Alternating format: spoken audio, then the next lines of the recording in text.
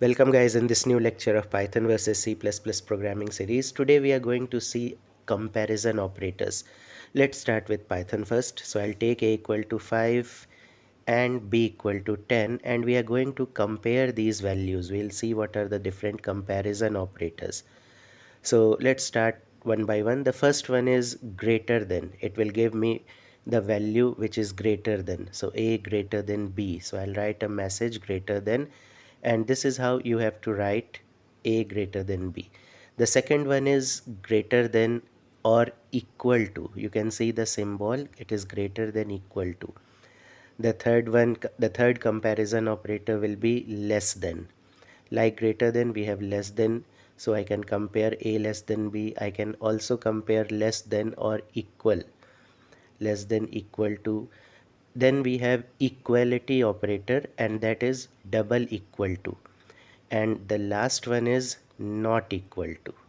So I'll write print and then not equal. Not equal to symbol is exclamation mark and then equal to sign.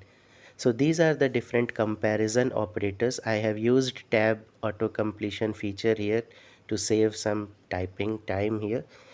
And let's run and see the output. So you can see the output is in form of boolean, whether true or false. If the condition is if the comparison is true, you'll get true written here, and if it is not true, then you'll get false written here. So 5 is greater than 10, no, so it will give me false. Now let's see how to write this in C++. The first thing, we have to include the header file, that is iostream.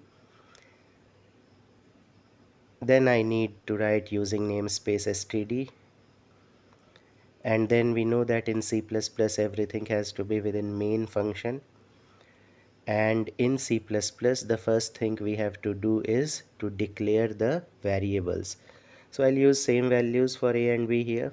At the time of declaration, I am initializing them. In C++, we know that to print we use cout, then insertion operator, and then again let's write the same message here, greater than, in double quotes, and then insertion operator, and then I'll write a greater than b.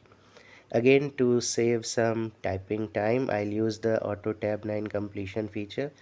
Okay, end L is used to end the current line. And then again cout, the next comparison is greater than or equal to, and then end L. And then third one is less than. You can see tab 9 is giving me auto completion here, and I'm just using it. Although it is not good practice, it is always good practice to write everything. But although I know these things, that's why I'm using this feature to save the typing time here. And equal to, again we have double equal to in C++ also, and in not equal to we have exclamation and equal to sign for not equal to. Okay, I'm getting this red color line here.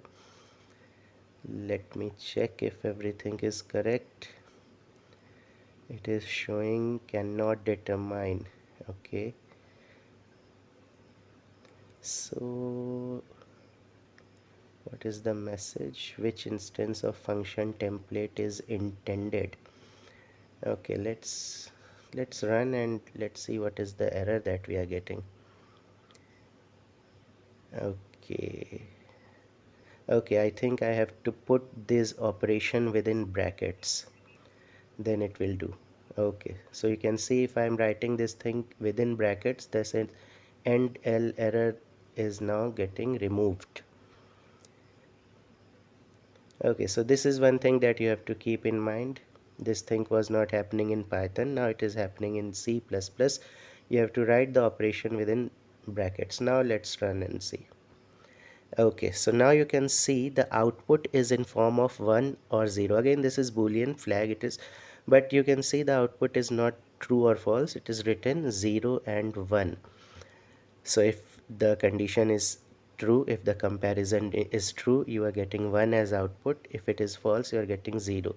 Let me just give some space here within the code, so it will be reflected good within the output also. Now let's save and run this file. Okay, so now you can clearly see if it is If the comparison is false, you are getting 0. If the comparison is true, you are getting 1. So this is all about the comparison operator between Python and C++. Thank you, and we'll meet in the next lecture.